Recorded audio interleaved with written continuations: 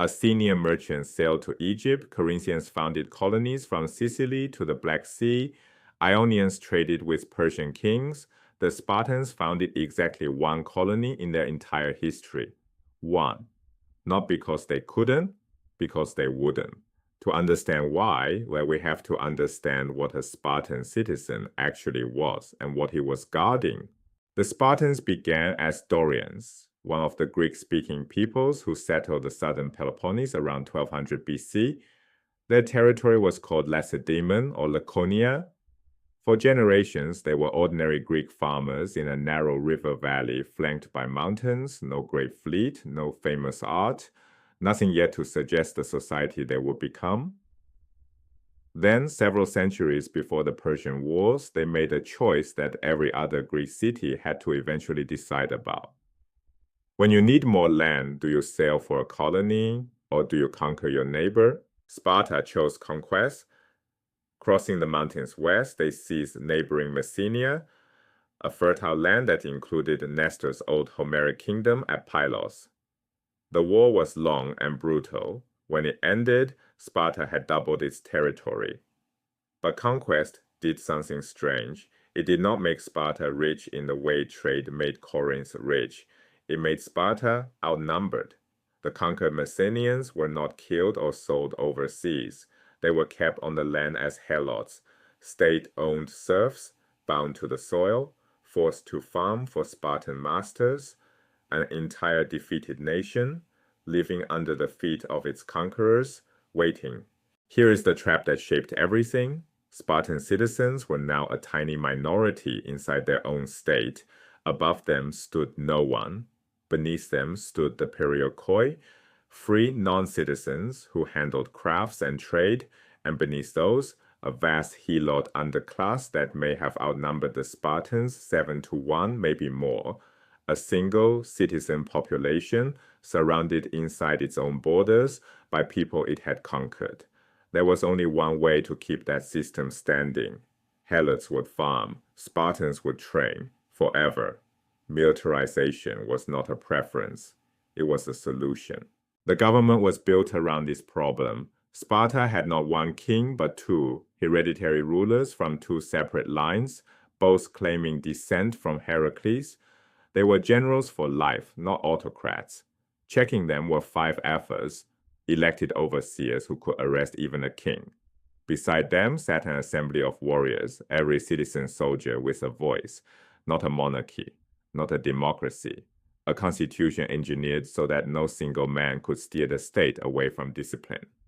Even at the top, Sparta was designed for collective military obedience, not personal ambition.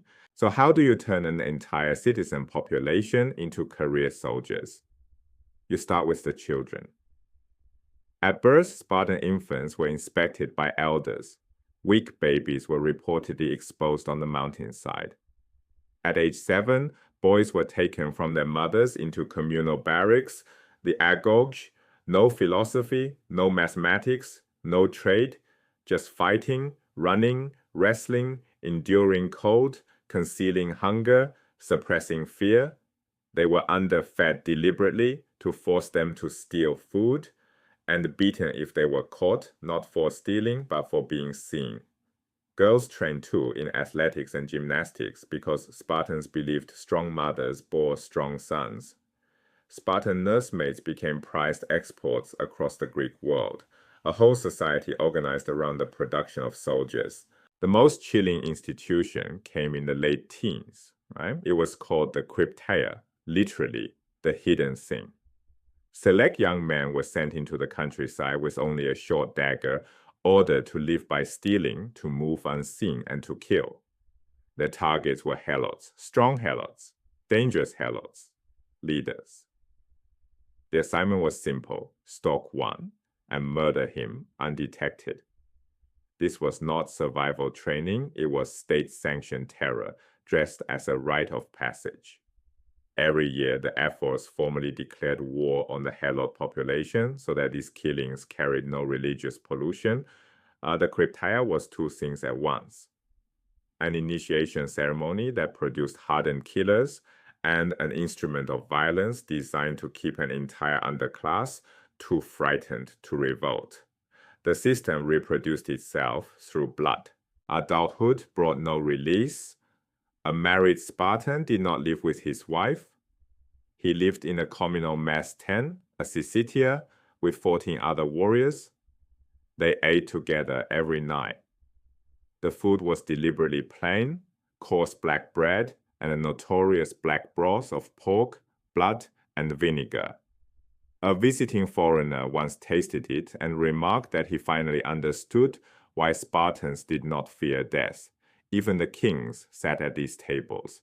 Even the kings ate the black broth. War itself was conducted as religious ceremony. Portable altars traveled with the army. Sacrifices were made before battle.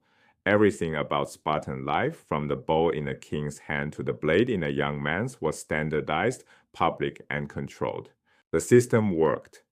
A Spartan hoplite, a heavily armed infantryman fighting in a phalanx line, and would not retreat, would not surrender, would not abandon his post.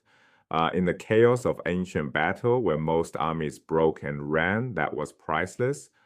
Thermopylae would become the legend, but the success had a price. The same rigidity that made Spartans unbreakable in the line made them useless at everything else. No commerce, no philosophy, no colonization beyond that single outpost, no innovation, and the citizen body kept shrinking.